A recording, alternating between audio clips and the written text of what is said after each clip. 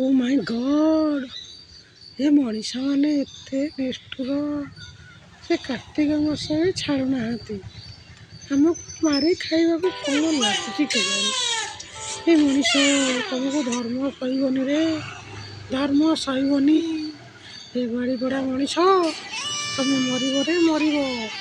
ଏ ଦଇବ, ଏ ବାଡ଼ିପଡ଼ା କଂସେଇକୁ ଆଗ ମାରୁ। ଏ ବାଡ଼ିପଡ଼ା କଂସେଇକୁ ଆଗ ମାରୁ। ଆଲୋ ଏ ଝୁନି ଅପା, ତୁ କାହାକୁ ଗାଳି କରୁଛୁ କହିଲୁ? ତୁ କାହାକୁ ଆଉ ଗାଳି କରିବି ଲୋ? ଏ ବାଡ଼ିପଡ଼ା ରକତ ଖିଆ ସୁଲେଇ ନାଳ ପାଖ କଂସେଇକୁ ଗାଳି କରୁଛି। ଆଉ ଏ ମଣିଷମାନଙ୍କୁ ଗାଳି କରୁଛି ଲୋ। ତତେ କ'ଣ କହିବି? ଏ କଂସେଇ ଆମ କୁକୁଡ଼ା ଗୁଡ଼ାକୁ କାଟିକି ଛାଲ ଉତାରି ସୁତୁଲିରେ ଓହଳେଇ ରଖିଛି ଲୋ କମଳା। ସତ ନା କ'ଣ ବା?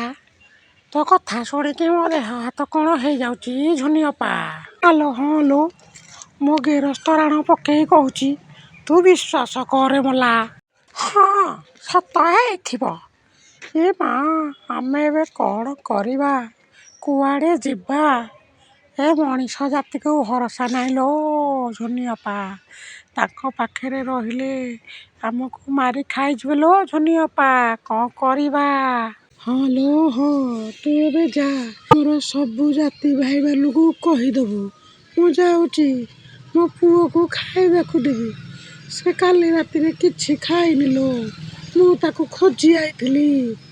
ଯାଉଛି ମୁଁ।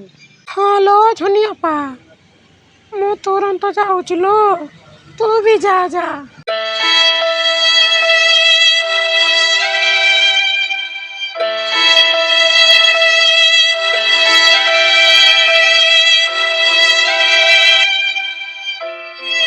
ହ୍ୟାଲୋ ଏ ବେଙ୍ଗନାନୀ, ହ୍ୟାଲୋ ଏ ଲତା, ଶୁଣ ଲୋ, ବଡ଼ ବିଷମ ଘଟଣା ଘଟିଲାଣି। ଘର ଉଡ଼ିକି ଆଣ୍ଠୁଏ ଲୋ ହେଲାଣି ଲୋ ବେଙ୍ଗନାନୀ। ଏ ମଣିଷ ଆଉ କାର୍ତ୍ତିକ ମାସ ମାନୁନାହାନ୍ତି ଲୋ। କୁକୁଡ଼ା ଖାଲି କାଟିକି ଖାଇଯାଉଛନ୍ତି।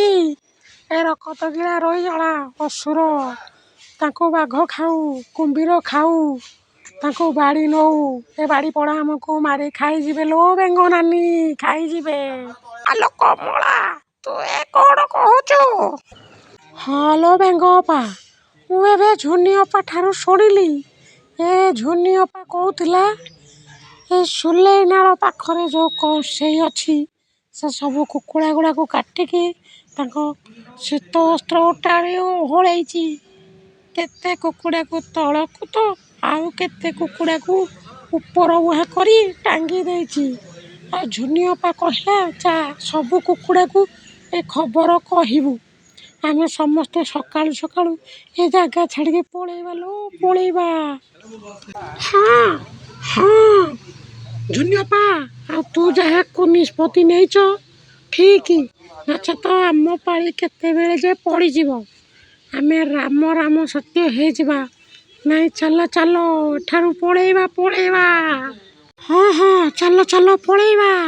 ମୋ ମୁଣ୍ଡ କିଛି କାମ କରୁନି ଲୋ ବେଙ୍ଗ ଅପା, ଚାଲ ଆମେ ପଳେଇବା।